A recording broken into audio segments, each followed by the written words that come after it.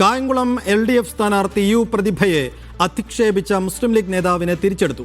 മുസ്ലിം league Kayamkulam മണ്ഡലം പ്രസിഡന്റും UDF ചെയർമാനുമായിരുന്ന ഇർഷാദിനെതിരെയുള്ള suspension നടപടിയാണ് സംസ്ഥാന നേതൃത്വം പിൻവലിച്ചത്. തിരിച്ചെടുത്തതിന് പിന്നാലെ സമൂഹമാധ്യമത്തിൽ പരിഹാസവുമായി യു പ്രതിഭ രംഗത്ത് വന്നു. ഫൈസൽ അസീസ് വിശദാംശങ്ങളുമായി. ഫൈസൽ, ആ ക്യാമ്പയിൻ്റെ ഘട്ടത്തിൽ വളരെ അവഹേളനപരമായൊരു പരാമർശം നടത്തിയതിനാണ് ഈ വലിയ സമ്മർദ്ദങ്ങൾ കൊടുക്കം ഇർഷാദിനെ പിരിച്ചുവിടേണ്ടി വന്നത് മുസ്ലിം ലീഗ് നേതൃത്വത്തിന്. ഇപ്പോൾ തിരിച്ചെടുക്കാൻ നൽകുന്ന വിശദീകരണം എന്താണ്? അതിനുശേഷം യു പ്രതിഭയുടെ പ്രതികരണം എങ്ങനെ?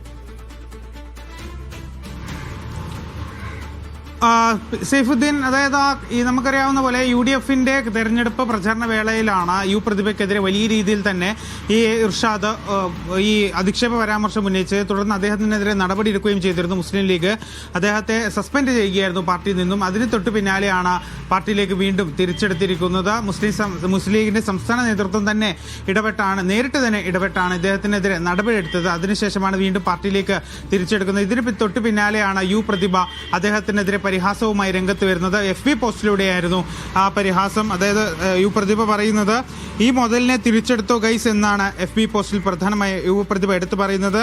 എന്തൊക്കെ നാടകങ്ങളായിരുന്നു തെരഞ്ഞെടുപ്പ് കഴിഞ്ഞപ്പോൾ പറഞ്ഞതൊക്കെ ആവയായോ എന്തോ എന്നും പ്രതിഭ ചോദിക്കുന്ന ഒരു സാഹചര്യത്തിലേക്ക് അത്തരത്തിലുള്ള ഒരു വീഡിയോയും അതുപോലെ തന്നെ ആ വാർത്ത വന്ന ആ പത്രക്കട്ടിങ്ങും ഒക്കെ ചേർത്ത് വെച്ചുകൊണ്ടാണ് യു പ്രതിഭ ഇത്തരത്തിൽ ഒരു പരിഹാസ പോസ്റ്റ് ഇട്ടത്. അത് വലിയ രീതിയിൽ തന്നെ വിവാദമായ ഒരു സംഭവമായിരുന്നു ഈ ഒരു അധിക്ഷേപ പരാമർശം. അതിന് തൊട്ട് പിന്നാലെ യു പ്രതിഭ വാർത്താ സമ്മേളനം വിളിക്കുകയും LDFന്റെ നേതാക്കൾ ഉൾപ്പെടെ വിളിച്ചിരുത്തിക്കൊണ്ടുള്ള വാർത്താ സമ്മേളനം വിളിക്കുകയും കരയുകയും ഒക്കെ ചെയ്യുന്ന ഒരു സാഹചര്യമൊക്കെ ഉണ്ടായിരുന്നു. അത്തരത്തിൽ വലിയ രീതിയിൽ വിവാദമായ ഒരു സംഭവമായിരുന്നു അത്. അതിന് തൊട്ട് പിന്നാലെയാണ് ഇർഷാദിനെതിരെ മുസ്ലിം ലീഗ് സംസ്ഥാന നേതൃത്വം തന്നെ നടപടിയെടുത്തത്. തൊട്ട് പിന്നാലെ അദ്ദേഹത്തിനുള്ള നടപടി ഇപ്പോൾ പിൻവലിച്ച് അദ്ദേഹത്തെ തിരികെ പാർട്ടിയിലേക്ക് എടുത്തുകയും ചെയ്തിരിക്കുകയാണ്. ശരി ഫൈസൽ.